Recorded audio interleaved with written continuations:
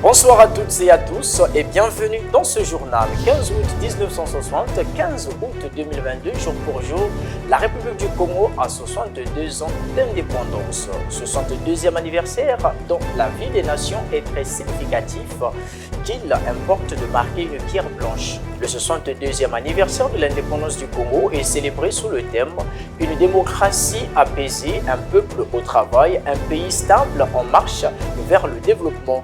En 62 ans, le Congo avance-t-il ou au contraire il régresse? Nous en ferons le point avec notre correspondant Yves Makaya Monton. Mais quelle était l'atmosphère la veille de la proclamation, le jour J, et quelles étaient les attentes de cette indépendance pour la jeunesse de l'époque? Fulgence Bikoumo est allé à la rencontre de M. Théodore Luemba, retraité qui avait 17 ans en 1960. Avant tout, nous verrons la descente effectuée par le préfet de Pointe-Noire, Alexandre Honoré Paka, au port autonome de Pointe-Noire pour jauger l'effectivité de l'arrivage d'un pétrolier régorgeant 33 000 tonnes de super. Les pénuries de carburant auxquelles font face les automobilistes de Pointe-Noire et de Brazzaville depuis un certain moment ne seront plus que du passé d'ici peu. Ce matin, le préfet du département de Pointe-Noire, Alexandre Honoré Paquin, a effectué une descente au port autonome de Pointe-Noire pour jauger l'effectivité de l'arrivage d'un pétrolier régorgeant 33 000 tonnes de super. Les pénuries en carburant auxquelles font face les automobilistes de Pointe-Noire et de Brazzaville ne seront-elles plus qu'un souvenir malheureux? La descente du préfet Alexandre Honoré Paka au port autonome de Pointe-Noire en cette matinée du 15 août 2022 pour jauger l'arrivage de ce pétrolier en image, régorgeant 33 000 tonnes de super, promet la lumière au bout du tunnel. Devant le Sénat, la semaine écoulée, le ministre des Hydrocarbures, Bruno Jean-Richard Eto'o, rassurait déjà que le gouvernement avait pris à bras le corps ce problème et qu'une solution express devait être trouvée. Nous sommes le 15 août aujourd'hui.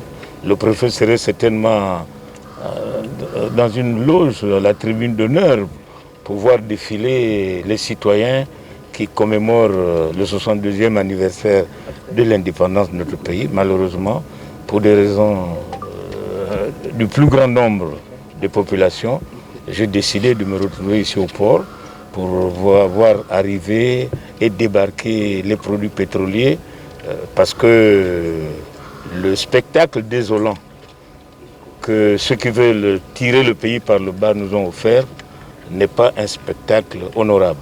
Voilà pourquoi nous avons mis en place une cellule de crise et cette cellule de crise a travaillé de concert avec les amis de la SNPC et ceux qui sont chargés de la distribution des produits pétroliers et nous leur avons dit, et ceci a été même dit par le ministre des Hydrocarbures à l'hémicycle en disant qu'en principe ce spectacle devait s'arrêter et que le 14, un tanker, j'allais dire un pétrolier devait arriver au port de Pointe-Noire pour arrêter ce spectacle. Effectivement, nous sommes là-dessus. Il faut noter que l'arrivage de ce tanker n'est qu'un premier pas. La conjonction d'actions entre le gouvernement et ses partenaires prévoit d'autres. On remercie principalement le président de la République, le gouvernement et tous les acteurs qui ont participé à cela. Et moi, je voulais juste confirmer que nous avions dit hier que le carburant allait arriver dans les stations-service. Eh bien, ce matin, cela est effectif. On a pu suivre un camion qui a été rempli de ce super et qui est déjà arrivé dans les stations. Donc à partir de, on va dire, le temps de déchargement dans la station, une demi-heure plus tard, les usagers de Pointe-Noire pourront bénéficier du super dans leur voiture. Il y a eu une conjonction d'actions qui ont été mises en place par le gouvernement, par les différents marketeurs, par la SNPC, et toutes ces actions ont été mises en place et petit à petit, là, on commence à voir les résultats de cette concertation qui a été menée par la présidence de la République. Pour l'instant, je pense que, comme on a dit, ceci est un premier chargement qui arrive. Nous avons un autre navire qui est déjà au large et qui va aussi amarrer aussitôt que celui-ci aura terminé de décharger. Et au fur et à mesure, le rythme va se continuer jusqu'à s'assurer une normalisation de la situation concernant les faibles stocks de carburant en République du Congo. Ceci étant, Ces usagers de la route devraient voir leur calvaire trouver son épilogue.